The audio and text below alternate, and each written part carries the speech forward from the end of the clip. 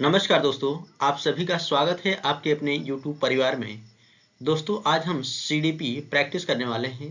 दोस्तों अगर आप चैनल पर नए हैं, पहले चैनल को सब्सक्राइब कर दें और बेल आइकन को प्रेस कर लें जिससे कि हमारे आने वाले सभी वीडियो का नोटिफिकेशन आपको मिलता रहे। दोस्तों आज के लिए पहला प्रश्न है, विकास में वैयक्तिक विभिन्नता को समझने के लिए क्या महत्वपूर्ण है। दोस्तों आपको बताना है कि दिए गए विकल्पों में से विकास में व्यक्तिक विभिन्नता को समझने के लिए कौन सा कथन महत्वपूर्ण है। दोस्तों इसका सही विकल्प हो जाएगा विकल्प सी, वंशागत विशेषताओं के साथ साथ पर्यावरणीय कारकों एवं उनकी पारस्परिक क्रिया पर विचार करना। दोस्तों विकास में व्यक्तिक विभिन्नता को समझने के लिए यह आवश्यक है कि वंशागत विशेषताओं के साथ साथ पर्यावरणीय कारकों तथा उनकी पारस्परिक क्रिया पर भी विचार किया जाए। अगला प्रश्न है, अनेक शोध अध्ययनों से पता चला है कि शिक्षक लड़कियों की अपेक्षा लड़कों से अधिक पारस्परिक क्रिया करते हैं। इसका सही विवेचन क्या है। दोस्तों यहाँ पर सीधे सीधे लिंग पक्षपात दिखाई दे रहा है, तो इसका सही विकल्प हो जाएगा विकल्प बी, यह शिक्षण में लिंग पक्षपात का एक उदाहरण है। निम्नलिखित में से कौन सा प्रगतिशील शिक्षा की अवधारणा के बारे में प्रमुख है। आपके विकल्प हैं, ए प्रत्येक बच्चे की क्षमता एवं संभावना में विश्वास करना। दोस्तों यही ऑप्शन हमारा सही हो जाएगा, प्रत्येक बच्चे की क्षमता एवं संभावना में विकास करना प्रगतिशील शिक्षा की अवधारणा के बारे में सही है। अगला प्रश्न है, दृश्य रूप से बाधित विद्यार्थियों के साथ कार्य करते समय एक शिक्षक को किस प्रकार के अनुदेशन अनुकूलन करने चाहिए। आपके विकल्प हैं, ए कई प्रकार की दृश्य वस्तुओं का प्रयोग करना। दोस्तों विद्यार्थी दृष्टिबाधित है तो दृश्य वस्तुओं का प्रस्तुतिकरण ये गलत हो जाएगा, क्योंकि बच्चा देख ही नहीं सकता। स्वयं अभिविन्यास करना ताकि विद्यार्थी उसे ध्यान से देख सके, देखने का कोई मतलब नहीं क्योंकि दृश्य बाधित है यहाँ पर। सी अनेक प्रकार के लिखित कार्यों विशेष रूप से वर्कशीटों पर ध्यान केंद्रित करना, यह भी गलत है।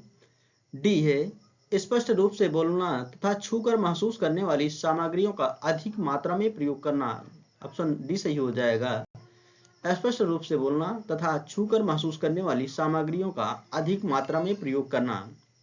अगला प्रश्न है, सहयोगात्मक अधिगम एवं हम उम्र साथियों के द्वारा शिक्षण का एक समावेशी कक्षा में किस प्रकार से उपयोग करना चाहिए।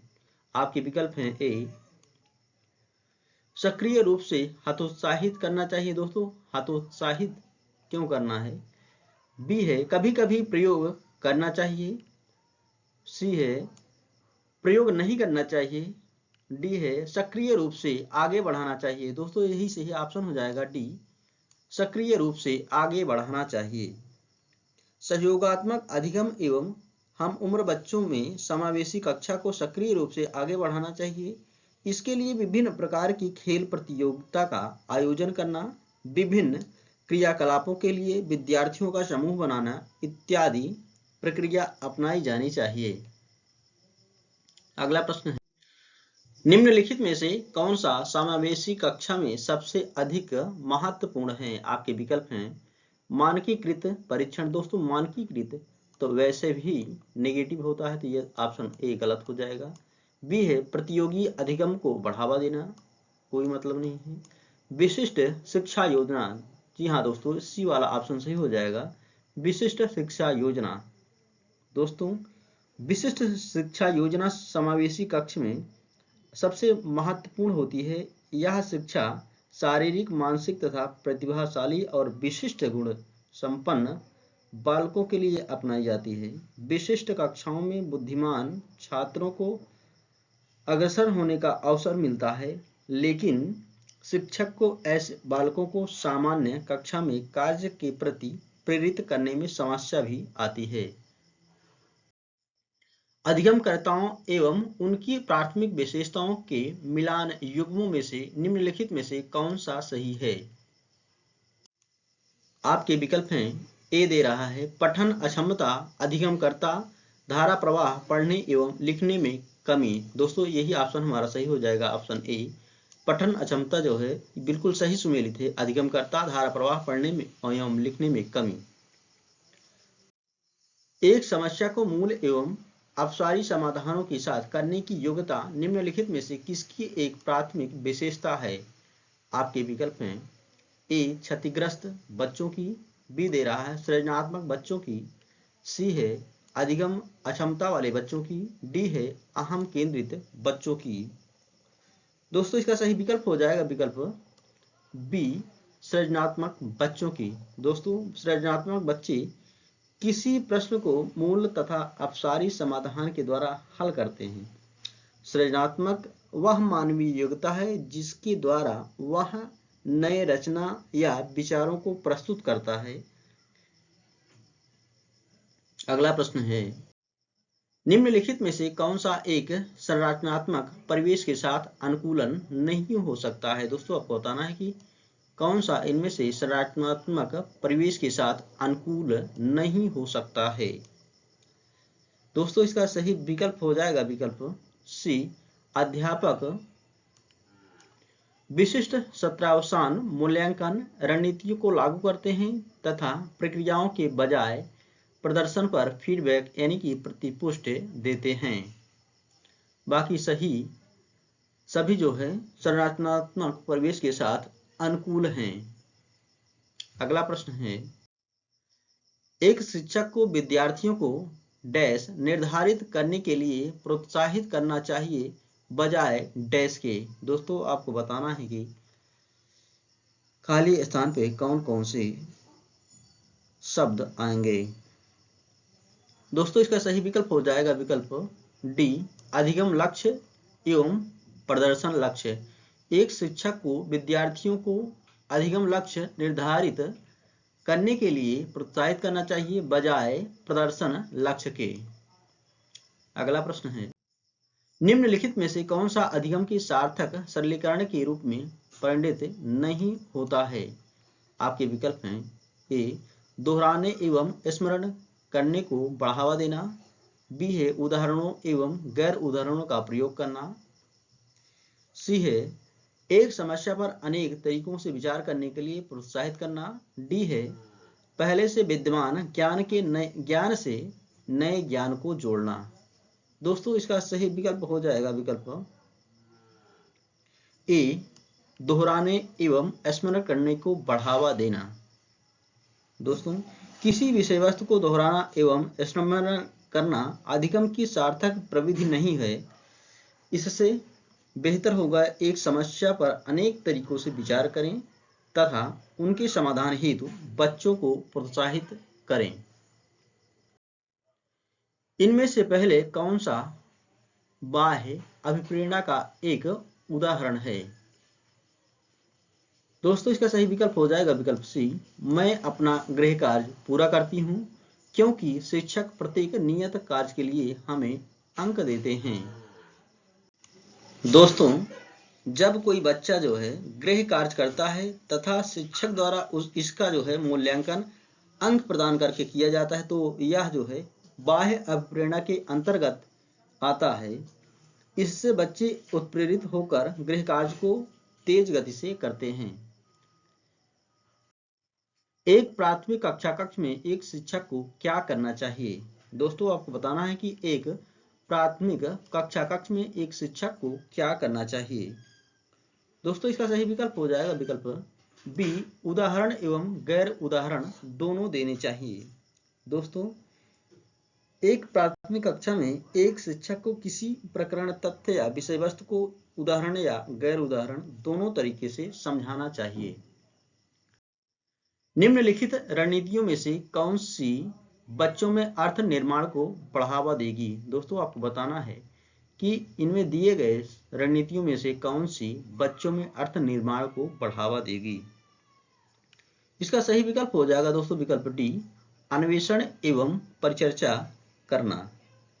दोस्तों अन्वेषण एवं परिचर्चा प्रक्रिया के द्वारा बच्चे अर्थ निर्माण की और प्रोत्साहित होते हैं।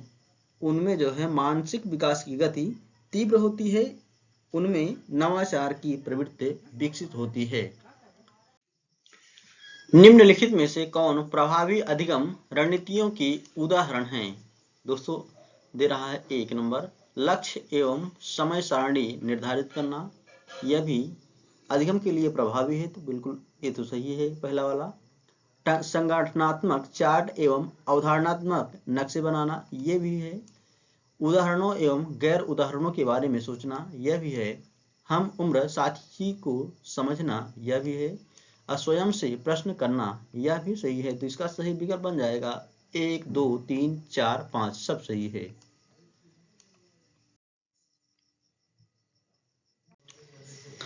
संरचनात्मक ढांचे में बच्चे को किस रूप में देखा जाता है? दोस्तों इसका सही विकल्प हो जाएगा विकल्प सी, एक समस्या समाधान करने वाला तथा वैज्ञानिक अन्वेषक के रूप में संरचनात्मक ढांचे में बच्चे को देखा जाता है। दोस्तों संरचनात्मक ढांचे में बच्चे को एक समस्या समाधानकर्ता एवं वैज्ञानिक अन्वेषक के रूप में देखा जाता है। एक बच्चे में स्वाभाविक रूप से अन्वेषण की प्रवृत्ति होती है, वह प्रत्येक वस्तु को उलट पलट कर देखना चाहता है। 18वां प्रश्न है, अपनी कक्षा में सहयोगात्मक अधिगम का प्रयोग करते समय एक शिक्षक की भूमिका किस प्रकार की होती है? दोस्तों इसका सही विकल्प हो जाएगा विकल्प बी, सहयोगात्मक होना तथा प्रत्येक समूह की निगरानी करना। दोस्तों सहयोगात्मक अधिगम का प्रयोग करते समय एक शिक्षक की भूमिका एक सहयोगी तथा निगरानीकर्ता के रूप में होती है। इस अधिगम का उद्देश्य कक्षा गतिविधियों को सैद्धांतिक तथा सामाजिक अधिगम की ओर ले जाना है। इस अधिगम में शिक्षक की भूमिका मात्र जानकारी देना नहीं होता है, बल्कि बच्चों को सिखाने का भी कार्य होता है। बच्चों की गलतियां एवं भ्रांत धारणाएं, दोस्तों आपको बताना है कि इसका सही विकल्प क्या होगा। दोस्तों इसका सही विकल्प हो जाएगा विकल्प डी, शिक्षण अधिगम प्रक्रिया में केवल महत्वपूर्ण कदम हैं। दोस्तों बच्चों द्वारा की जाने वाली त्रुटियां और भ्रांत धारणाएं शिक्षण अधिगम प्रक्रिया में एक महत्वपूर्ण कदम है। बच्चा प्रारंभ में गलतियां करता है और धीरे धीरे गलतियां कम होती जाती हैं और अंत में अपने प्रयास में सफलता प्राप्त करता है बच्चा। पियाजे के अनुसार विशिष्ट मनोवैज्ञानिक संरचना यानी कि अनुभव से सही अर्थ निकालने के व्यवस्थित तरीके को क्या कहा जाता है? दोस्तों इसका सही विकल्प हो जाएगा विकल्प ए, स्कीमा। पियाजे के अनुसार स्कीमा एक ऐसी योजना है दोस्तों जो व्यक्ति के स्मृति में एकत्रित हुई मौलिक इकाइयां हैं और ये सूचना प्रक्रमण के लिए आशुलिपि की तरह कार्य करती हैं। एक उचित प्रश्न सुझाव के द्वारा बच्चे की समझ को उस बिंदु से बहुत आगे ले जाया जा सकता है जिस पर वह अकेले पहुंच सकती है। निम्नलिखित में से कौन सी संरचना उपरोक्त कथन को प्रकाशित करती है? दोस्तों इसका सही विकल्प हो जाएगा विकल्प डी, समीपस्थ या निकटस्थ विकास का क्षेत्र। दोस्तों समीपस्थ या निकटस्थ विकास योग संरचना के माध्यम से बच्चे को उचित प्रश्न और सुझाव के द्वारा अकेले ही समझ बिंदु से आगे पहुंचाया जा सकता है। यह एक ऐसी संरचना है जिसमें बच्चे के द्वारा स्वतंत्र रूप से किए जाने वाले तथा शिक्षक की सहायता के साथ करने वाले कार्य के बीच अंतर को प्रकट करती है या स्पष्ट करती है। लेओ वाइगोत्स्की के अनुसार आधारभूत मानसिक क्षमताओं को मुख्य रूप से किसके द्वारा उच्चतर संज्ञानात्मक प्रक्रियाओं में बदला जाता है? दोस्तों इसका सही विकल्प हो जाएगा विकल्प ए, सामाजिक पारस्परिक क्रिया। दोस्तों लेव वाइगोत्स्की के अनुसार आधारभूत मानसिक क्षमताओं को मुख्य रूप से सामाजिक पारस्परिक क्रिया द्वारा उच्चतर संज्ञानात्मक प्रक्रियाओं में बदला जाता है। सामाजिक ढांचे का निर्माण सामाजिक अंतःक्रिया से होता है। सामाजिक अंतःक्रिया की 3 स्तरों में घटित होती हैं, जैसे व्यक्ति और व्यक्ति के बीच, व्यक्ति समूह के बीच और समूह के बीच। निम्नलिखित कथनों में से कौन सा विकास एवं अधिगम के बीच संबंध को सही तरीके से सूचित करता है? दोस्तों इसका सही विकल्प हो जाएगा विकल्प सी। विकास एवं अधिगम अंतः संबंधित और अंतः निर्भर होते हैं। दोस्तों अधिगम का विकास से सीधा संबंध है। जन्म से ही मनुष्य सीखना प्रारंभ कर देता है और जीवन प्रयत्न सीखता ही रहता है। जैसे जैसे आयु बढ़ती है या उम्र बढ़ती है, मनुष्य अपने अनुभवों के साथ साथ व्यवहारों में भी परिवर्तन और परिमार्जन या बदलाव करता रहता है। निम्नलिखित में से कौन सा मूर्त क्रियात्मक अवस्था के प्रमुख कौशलों में से एक है? दोस्तों आपको बताना है कि इनमें से कौन सा मूर्त क्रियात्मक अवस्था के प्रमुख कौशलों में से एक है। दोस्तों इसका सही विकल्प हो जाएगा विकल्प ए, सुरक्षित रखने की योग्यता। मूर्त क्रियात्मक अवस्था 7 वर्ष की आयु से 11 वर्ष की आयु तक चलती है। दोस्तों इस आयु में बच्चा विभिन्न मानसिक प्रतिभाओं का प्रदर्शन करता है। इस अवस्था में बालक तार्किक चिंतन करने लगता है। बाल बौद्धिक सक्रिय गुण हैं दोस्तों, गुणा, जोड़, घटाना, भाग के इनके अतिरिक्त जो है साधारण वर्गीकरण की क्रिया भी करने लगता है। जीन पियाजे एवं लेओ वाइगोत्स्की जैसे संरचनावादी अधिगम को किस रूप में देखते हैं? दोस्तों इसका सही विकल्प हो जाएगा विकल्प सी, सक्रिय विनियोजन से अर्थ निर्माण की प्रक्रिया। दोस्तों संरचनावादी अधिगम में सक्रिय विनियोजन से अर्थ निर्माण की प्रक्रिया घटित होती है। इसमें विद्यार्थियों के स्तर पर एकाग्र खोज, मस्तिष्क चित्र निर्माण, अन्वेषण, संवर्धन, गुणवत्ता विकास, निर्देशित व स्वतंत्र अभ्यास, विवेचना, मूल्यांकन, लघुकरण तथा समापन के लिए लचीली व्यवस्था इसमें पाई जाती है। समाचार पत्रों से कहानियों एवं कथनों का चयन करना एवं प्रस्तुत करना जो पुरुष एवं महिलाओं दोनों को गैर परंपरागत भूमिकाओं में चित्रित करते हैं, निम्नलिखित में से किसके लिए एक प्रभावशाली रणनीति है? दोस्तों इसका सही विकल्प हो जाएगा विकल्प सी, लैंगिक जेंडर रूढ़ियों का सामना करने के लिए।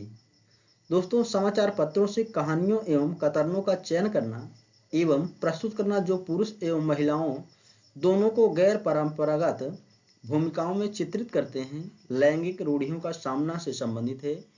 इस प्रकार की विशेषता जो है सामाजिक समन्वय में बाधक होती है। कक्षा में बच्चों में लैंगिक समानता का भाव उत्पन्न किया जाना चाहिए।